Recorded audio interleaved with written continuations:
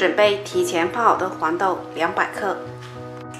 沥出水分并冲洗干净。今天的黄豆不炒不煮也不打豆浆，分享一道不一样的吃法。洗好的黄豆倒入料理杯中，投入3个鸡蛋，加100毫升纯牛奶，盖上盖子，将它打成糊，尽量打得细腻一点。打好的糊倒入碗中，加4克酵母，20克白糖促进发酵，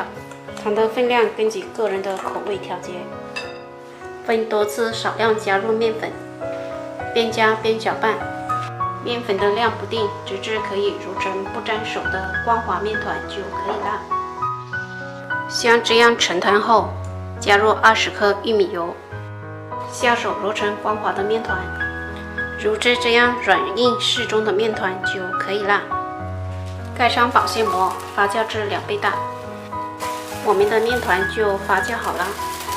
案板上撒一层面粉，将发酵好的面团放在案板上，多揉一会，排除面团里面的气泡。再将它分成3等份，再将每个面团好好揉一揉，将它擀成大圆饼，大约这么厚就可以了。电饼铛一热，刷一层薄油，将刚才的饼皮放进来，再稍微整理一下，盖上盖子，拉2分钟。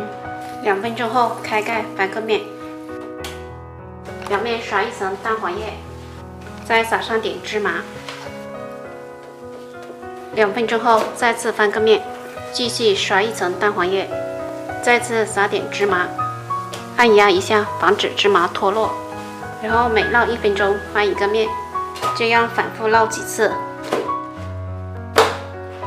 直至烙至表面微微鼓起，按压马上回弹，就说明已经熟了。按同样的操作做好全部，我们的黄豆鸡蛋饼就做好了，颜色金黄诱人，闻起来非常的香。不喜欢吃甜的朋友还可以改成咸味，在表面刷一层自己喜欢的酱，也是非常的不错。这样做出来的饼营养非常的丰富，而且非常的松软，喜欢的朋友可以在家试一下。